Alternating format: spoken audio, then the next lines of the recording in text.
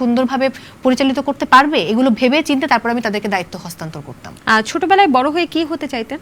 আমি ছোটবেলায় নায়িকা হতে চাইতাম, বিজ্ঞানী হতে চাইতাম, ডাক্তার হতে চাইতাম, নার্স হতে চাইতাম, তারপর হচ্ছে জজ হতে চাইতাম। মানে আমার চাওয়াগুলো পরিবর্তন হতো, আমি কখনোই উপস্থাপক হতে চাইনি। কিন্তু আপনার বাবা তো আপনাকে মেডিকেল কলেজে পড়াতে চেয়েছিলেন। আমি ডাক্তার, এবং বাবা মা চাইতেন যে আমি ডাক্তার হই, আমি নিজেও ডাক্তার হতে চাইতাম। মানে আমার ব্যাপারগুলো চেঞ্জ হতো এক একটা সময়। হ্যাঁ হ্যাঁ, এখন তো আপনার বাবা সম্ভবত আপনাকে রাজনীতিবিদ হিসেবে দেখতে চাচ্ছে, তাই না? এই খবর আপনার কাছে আছে? হ্যাঁ আছে, ওই যে হাড়ির খবর।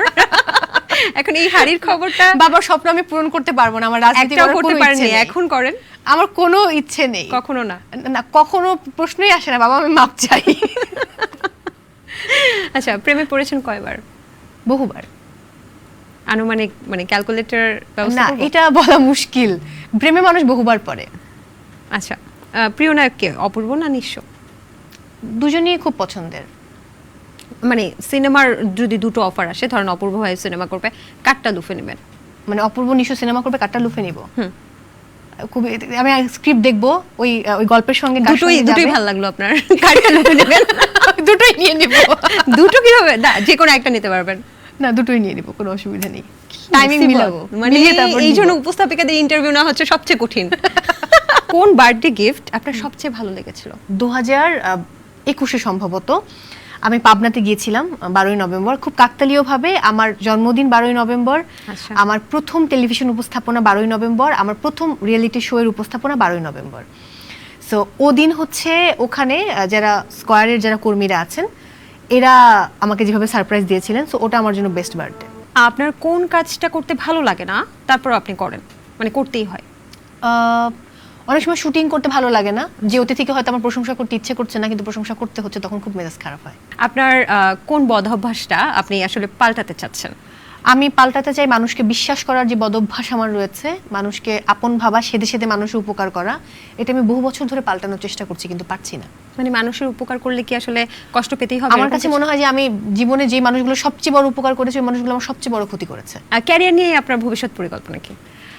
পরিকল্পনা, উপস্থাপনা যতদিন করা যায় করব, তারপর হয়তো আমি মানে আমার প্ল্যানিংটা আলাদা। আমার মানে টিচিং প্রফেশনে যাবার একটা ইচ্ছে আছে, সেই জায়গা থেকে আমি হয়তো আরেকটা মাস্টার্স করতে দেশের বাইরে যাব, এরকম একটা প্ল্যানিং চলছে।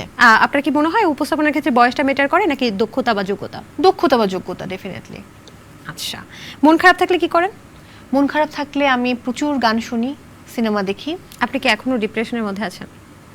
ডিপ্রেশন শব্দটার সাথে আমি বোধহয় পিএইচডি করে ফেলছি।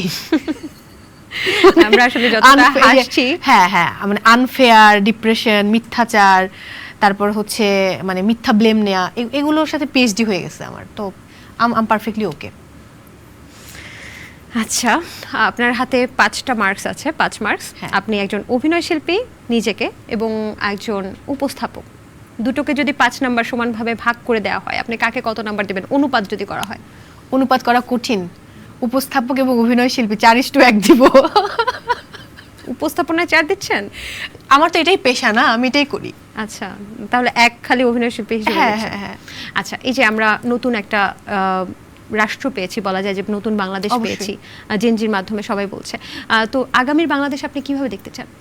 আমি চাই যে আমি যে হঠাৎ করে বলে ফেললাম না, আসলেই বাক স্বাধীনতা আসুক, সুষ্ঠুভাবে সবকিছু চলুক, আমরা সুন্দর জীবনযাপন করতে পারি, দেশে কোথাও গেলে যেন আমরা একটা সুষ্ঠু বিচার পাই, প্রত্যেকে যদি আমরা প্রত্যেকের কাজটা সঠিকভাবে করি, তাহলে না এই অরাজকতা হবে না, মানে সহিংসতা হবে না, আমরা একটা সুন্দর রাষ্ট্র হিসেবে জীবনযাপন করতে পারবো, একটা সুন্দর সমাজ গঠন করতে পারবো, এবং নিরাপত্তাটুকুও কিন্তু খুব জরুরি। আমার এখন মানে এই যে সবকিছু মিলে যে অবস্থার মধ্য দিয়ে আমরা গেছি, একটা ট্রমার মধ্যে ছিলাম, নতুন করে আমরা আবার বাঁচতে শুরু করেছি, সো নতুনভাবে যেন আমরা আসলে এই নতুন স্বপ্নটাকে ক্যারি করতে পারি লং টাইম, এটা আমি চাই। দর্শক, এই ছিল দ্য টক রুমের আজকের আয়োজন। আশা করছি আপনাদের ভালো লেগেছে। আগামী পর্বে আপনারা কাকে দেখতে চান অবশ্যই কমেন্টসের মাধ্যমে জানান, আর সবাই ভালো থাকবেন, সুস্থ থাকবেন।